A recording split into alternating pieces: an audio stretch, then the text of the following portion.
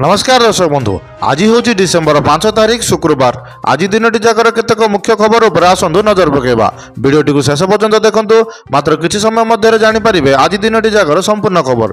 ता पूर्व चैनल नुआ थिले चैनल को सब्सक्राइब करी पाखरे आसुथिबा बेल आइकन को ऑन रखंतु। एमिति लेटेस्ट न्यूज सर्वप्रथमे देखिबा पई। ओडिशा रे महिला सशक्तिकरण को आगको बढ़ाइबा लक्ष्य रे राज्य सरकार मिशन शक्ति कार्यक्रम अधीन रे थिबा स्वयं सहायक गोष्ठी गुड़िक 200 कोटी टंकार एक स्वतंत्र कर्पस फांडी मंजूर करिसेंती। एही स्वतंत्र फांडीर मुख्य उद्देश्य होची एसएचजी सदस्य मानक बड़ धरणर उद्यम आरंभ करिबारे सहाय्य करिवो। महिला मानक द्वारा परिचालित उत्पादन यूनिट, प्रक्रियाकरण यूनिट एवं व्यावसायिक कार्यकलाप गुड़िकरे पुंजी निवेश पई एही अर्थ विनियोग कराजिवो। एही अर्थ सहायता माध्यम महिला गोष्ठींकर बैंक ऋण उपरे कम निर्भर करिवे एवं अधिक आत्मनिर्भरशील होई परिबे। राज्य सरकार मिशन शक्ति को अधिक सुदृढ़ करबा पई बैंक ऋण उपरे दिया जातबा बिना सुध को सुविधा मध्ये जारी करछन्ती। एही नूतन फांडी राज्यर अर्थनीति को सुदृढ़ करने सहित लक्ष लक्ष महिला जीविकार गुणात्मक परिवर्तन आने सहायक हेबो। परवर्ती खबर। ओडिशा रे प्रति वर्ष धान किणा समय रे चाषी माने सबुठारो बड़ समस्या भाव में विलंबित अर्थ प्रदान को सामना करिथांती।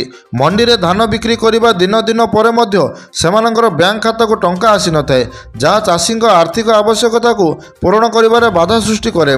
मुख्यतः धानर गुणवत्ता जांच, मिलरंक ठारू बिल मिलवा एवं बैंक प्रतिक्रिया रे हेउतिबा विलंब जोगु टंका देबारे विलंब होइथाय। एही समस्या को दूर करिबा पई सरकार धान बिक्री समस्त टंका को हिताधिकारी चाषी बैंक खाता को सीधा सड़क माध्यम जमा करने नियम करिसेंती। सरकार मुख्यतः धान बिक्री हेबार 24 रु 72 घंटा मध्य टंका प्रदान करने को समय सीमा धार्य करिसेंती। एही नियम उल्लंघन करुथिबा अधिकारी और मिलरंक विरोध में कड़ा कार्यानुष्ठान नेबाकु निर्देश दिया जायछि। परवर्ती खबर। ओडिशा रे क्रीड़ा प्रतिभा को चिन्हट करी सेमानंकु विश्वस्तरीय खेलाड़ी भाव गढ़ी तोलिबा पई राज्य सरकार समस्त क्रीड़ा हॉस्टेल एवं क्रीड़ा भित्तिभूमि पई एक कड़ा एवं नूतन नियमावली प्रस्तुत करिसेंती। समस्त हॉस्टेल उच्च मानर आवास, स्वच्छ शौचालय एवं निरंतर विद्युत और जल जोगाण सुनिश्चित करने को बाध्यतामूलक करा जायछि। खेलाड़ी मानक पई पुष्टिकर खाद्यर एक स्वतंत्र मेनू प्रदान करा जिवो। प्रत्येक खेलाड़ीर आवश्यक अनुसार डाइट ट्रैकिंग करबा पई डाइटिशियन नियुक्ति बाध्यतामूलक करा जायछि। खेलाड़ी मानक अंतर्जातीय स्तर तालीम देबा पई हॉस्टेल गुड़िकर उन्नत क्रीड़ा उपकरण एवं अभिज्ञ कोच मानर नियुक्ति बढ़ाइबा पई निष्पत्ति निया जायछि। हॉस्टेल गुड़िकर नूतन नियमावली को ठीक भाव में परिचालन करिबो कि नहीं जांच करबा पई क्रीड़ा विभाग पक्षरु नियम तदारक एवं जांच करा जिवो। परवर्ती खबर।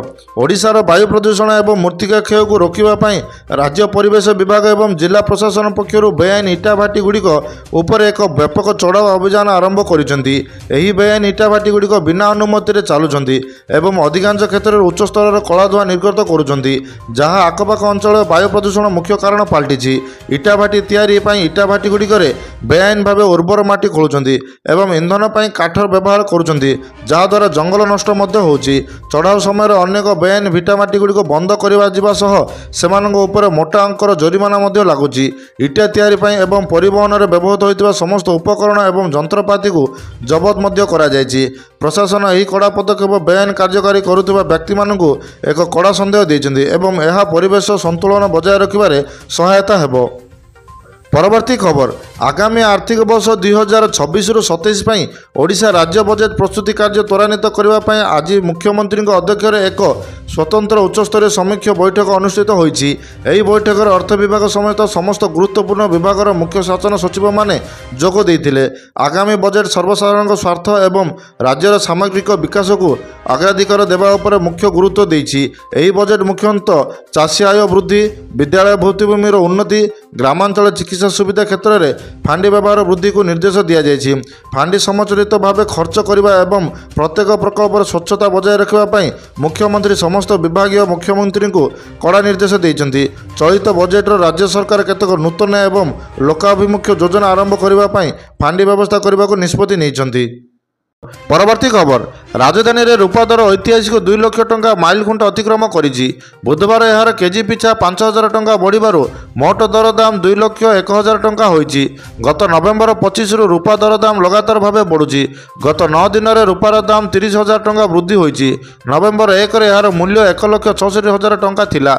विशेषज्ञ मतरे अमेरिका डॉलर तुलन में भारतीय टंका दुर्बल होइतिबारु रूपा दर दाम बढ़ुछि। टंकार दुर्बलता स्थिति केवल रूपा नुहे, सोना दर दाम को मध्य प्रभावित ଆଲୋକିତ କରୁଛି।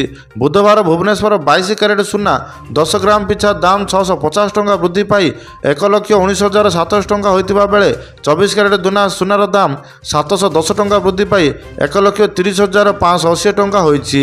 ବିଶେଷଜ୍ଞମାନଙ୍କର ମତରେ ଆସନ୍ତା କିଛି ମାସ ପର୍ଯ୍ୟନ୍ତ ଏହି ମୂଲ୍ୟବାନ ଧାତୁର ଦରଦାମ ଉଚ୍ଚରେ ରହିବ ବୋଲି ଆଶଙ୍କା କରାଯାଉଛି।